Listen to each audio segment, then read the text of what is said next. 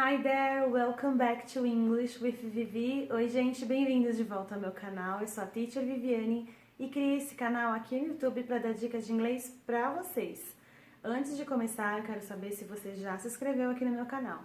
Se você ainda não se inscreveu, já para tudo aí e faz sua inscrição agora, senão você vai esquecer. Vocês sabiam que o erro mais comum entre nós brasileiros ao falarmos inglês é com o uso do it? Sim, isso já entrega que somos brasileiros. Então, eu vou ajudar vocês hoje a perder o medo de usar esse pronome. Fica até o final desse vídeo que eu garanto que você vai perder o medo do it. E vai ser hoje.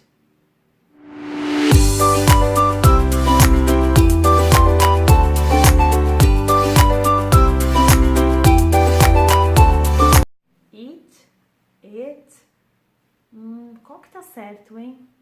Os dois são palavras que existem em inglês, então a gente tem que tomar cuidado quando você quer usar um, quando você quer usar o outro. Então, a primeira parte desse vídeo é sobre a pronúncia do it.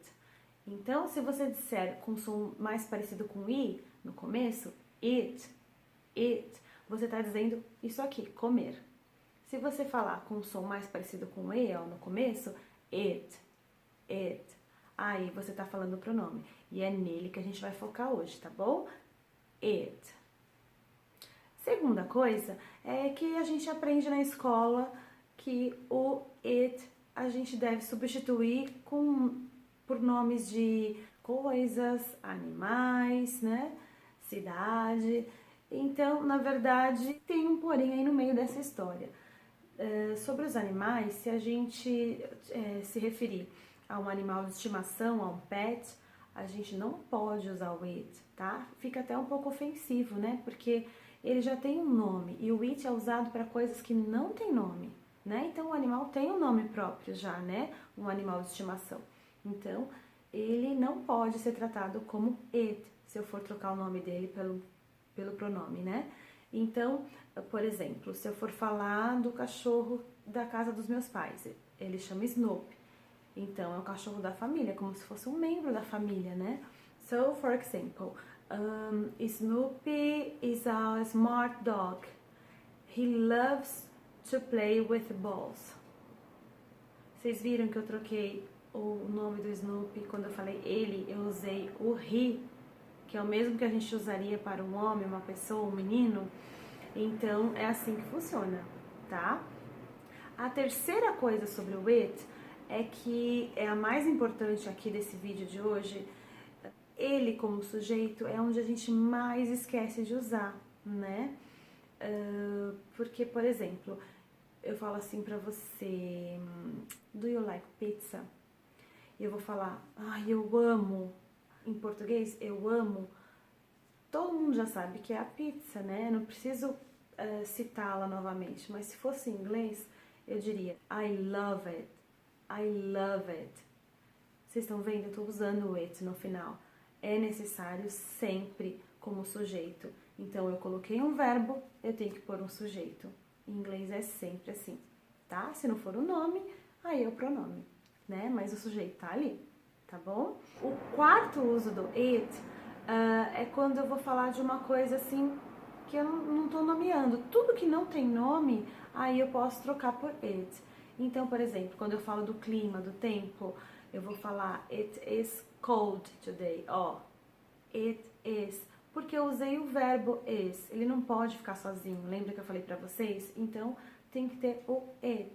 Então, eu tô dizendo, ele está frio hoje. Ele quem? Ele quem? Então, outra coisa do clima, que é verdade, it is raining outside, it is raining outside. Tá chovendo lá fora. Está chovendo lá fora. Em português eu não preciso falar ele está chovendo. Quem está chovendo? Não tem, né? Não tem como pôr um nome nisso. Então eu uso it, porque eu tenho lá outro verbo, is, e ele não pode ficar sozinho no inglês, né? Outra coisa que eu uso it o tempo todo, que vocês já aprenderam por aí, certeza.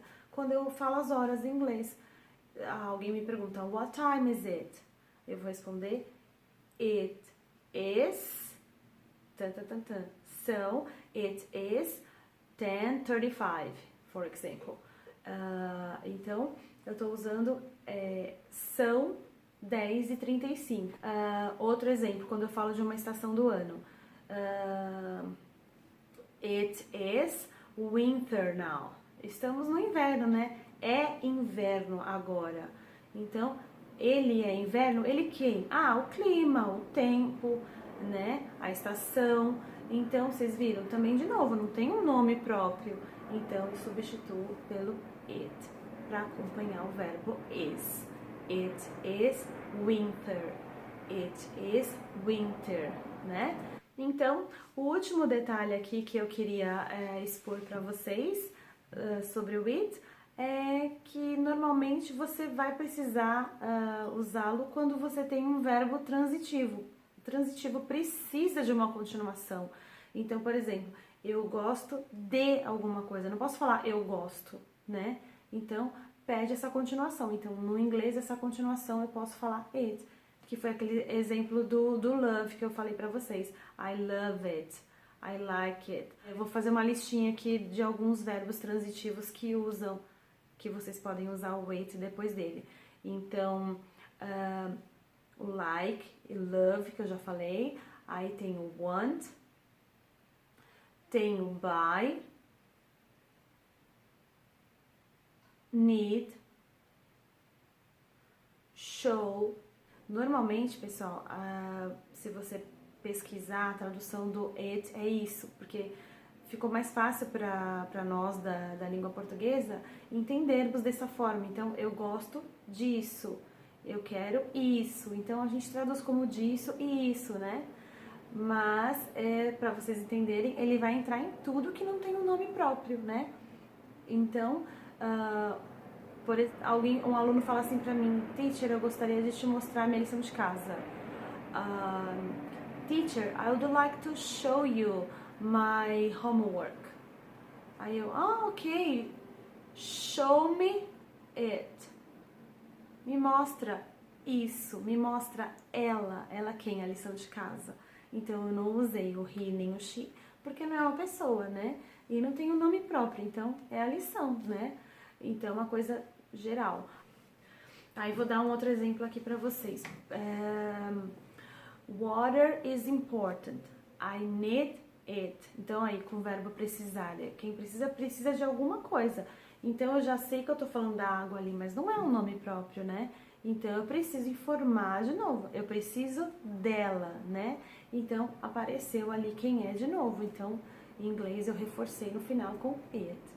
Então, pessoal, a mensagem que eu quero deixar pra vocês é que vocês precisam do it. Precisam. Então, treina aí como fala. Cria as frases de vocês no caderno, tá? Tem que ter um caderno, tem que revisar. Keep studying and see you next video. Bye!